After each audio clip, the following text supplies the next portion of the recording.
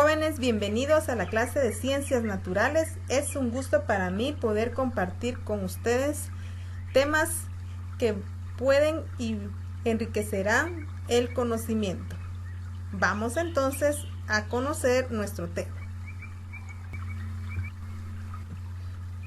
Cadenas tróficas en ecosistemas terrestres, productores, consumidores y descomponedores.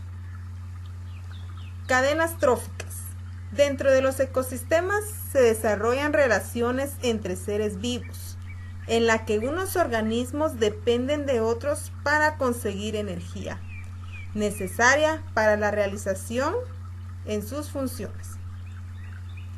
Esto se debe a que los procesos biológicos son regulados por leyes termodinámicas, que describen la transformación de diferentes formas de energía que ocurren en los ecosistemas. Cadena trófica nos dice que la primera ley termodinámica, conocida como la ley de la conservación de energía, sostiene que la energía química, conocida como ley de la conservación de la energía, sostiene que la energía no se crea ni se destruye, sino que se transforma, pero la suma total de las formas de energía permanece constante. La segunda ley de la termodinámica establece que cuando la energía se transforma, pasa de una forma organizada y concentrada a otra menos organizada y dispersa. Esto significa que en cada transformación de la energía, parte de esta se dispersa y se convierte en calor. Este proceso, la energía fluye, pero no se recicla. La serie de pasos por medio de las cuales se transfiere la energía del sol a los organismos de un ecosistema se conoce como cadena alimentaria. Pero en un ecosistema existen varias cadenas de este tipo que se mezclan unas con otras y forman una red trófica o alimentaria. En un circuito que usualmente se comprende como una cadena, pues cada eslabón depende de los demás para subsistir.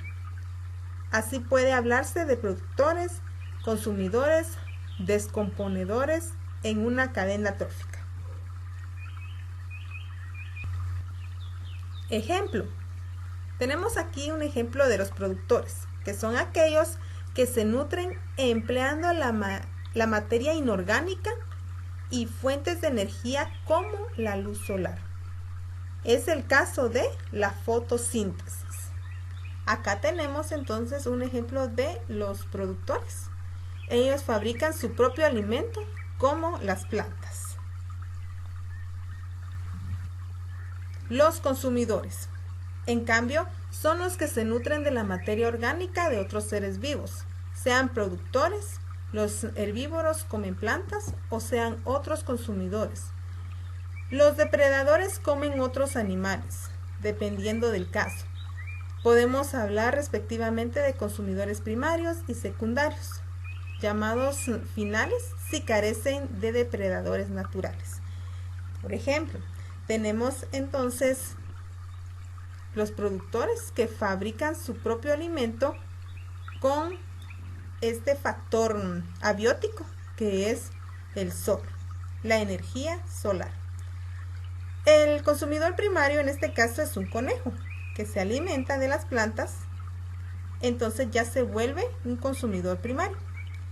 Seguidamente tenemos el consumidor secundario que es la serpiente, que se alimenta del conejo, pero también se está alimentando de las plantas, porque el conejo se alimenta del mismo. Lo único que no lleva la misma energía con la que lo recibió el conejo. Sin embargo, él también tiene parte de ese alimento.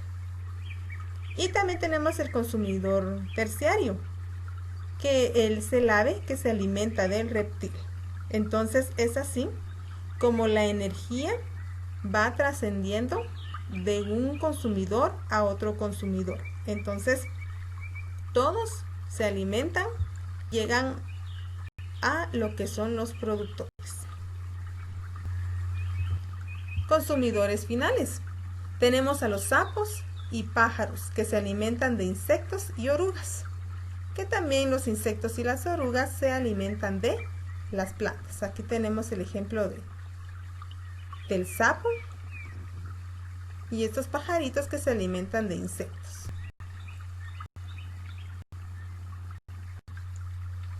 Los consumidores primarios: orugas, hormigas y otros insectos que se alimentan de las plantas o de hongos. También colibríes y pájaros que se alimentan del néctar y frutos.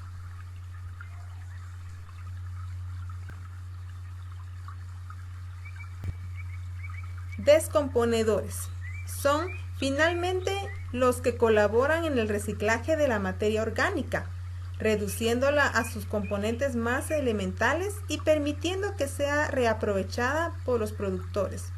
Hongos, bacterias e insectos son de los principales descomponedores.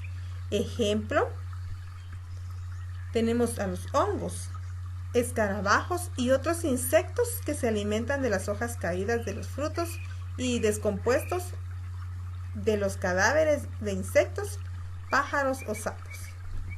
Aquí tenemos algunas bacterias y también insectos. También tenemos tipos de cadenas tróficas. Por ejemplo, las cadenas tróficas generalmente se clasifican de acuerdo al hábitat en que tiene lugar, lo que usualmente se habla de dos tipos distintos. Tenemos la cadena trófica terrestre, aquella que tiene lugar en los distintos lugares de la plataforma continental, incluso bajo la superficie terrestre. Ejemplo, las cadenas tróficas del desierto, de la selva tropical y la selva tropical húmeda, etc. Aquí tenemos algunos ejemplos de cadenas tróficas terrestres.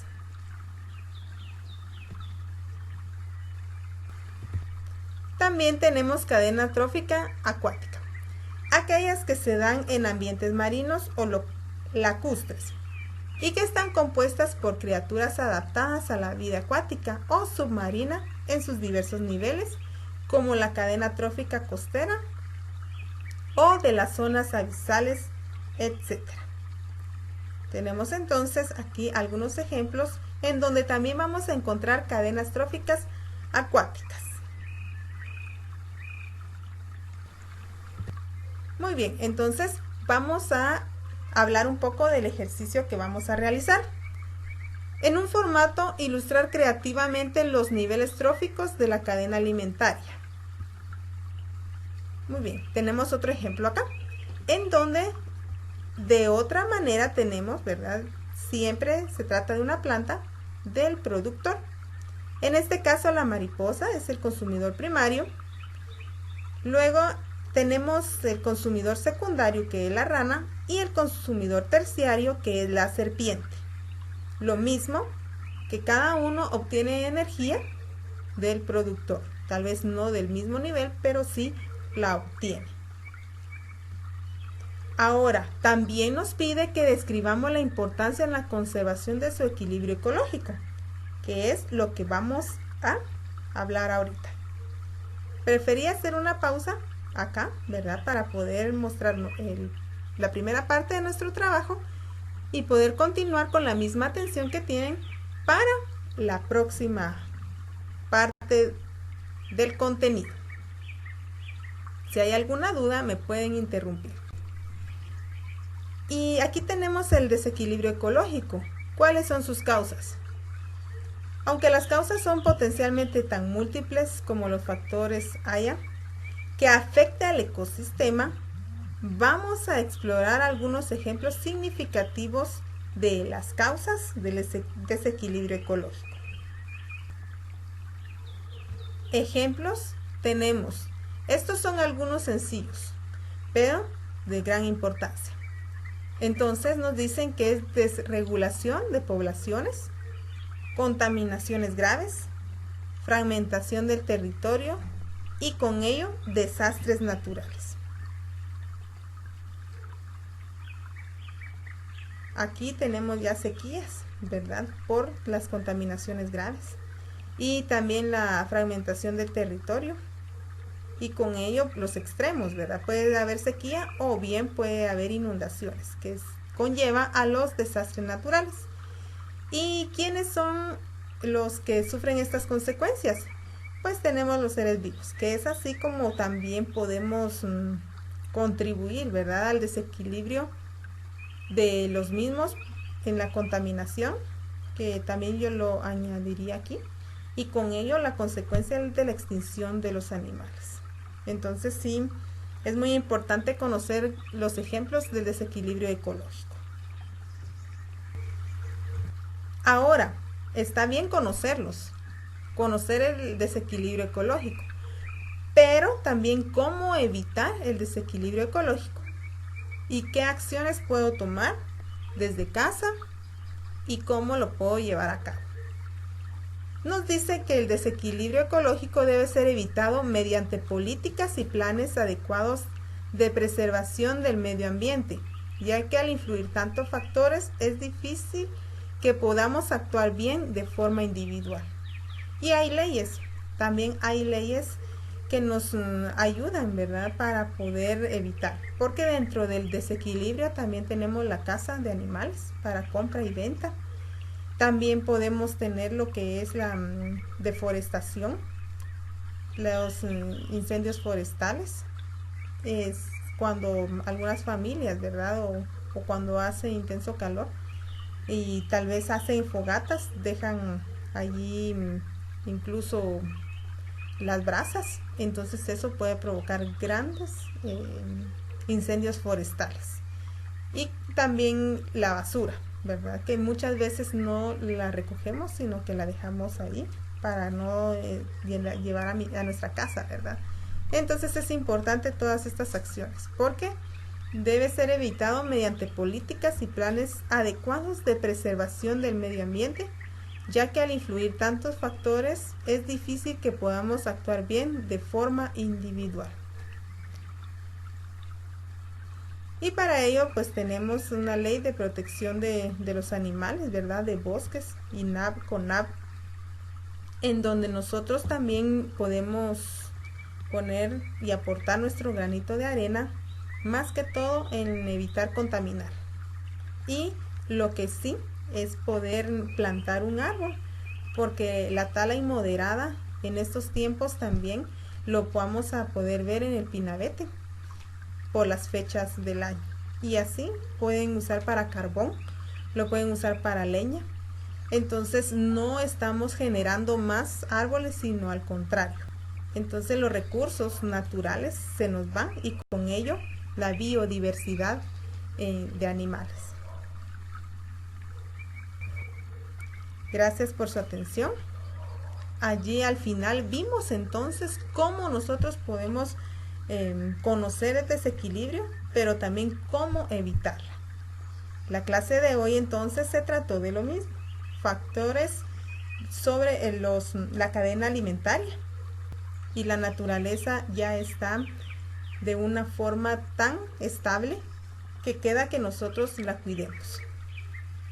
Jóvenes, aquí llegamos en la clase del día de hoy. Les agradezco su atención. Cualquier duda estoy a la orden. Voy a subir la presentación para que ustedes la vuelvan para poder hacer su trabajo. Feliz día, un abrazo.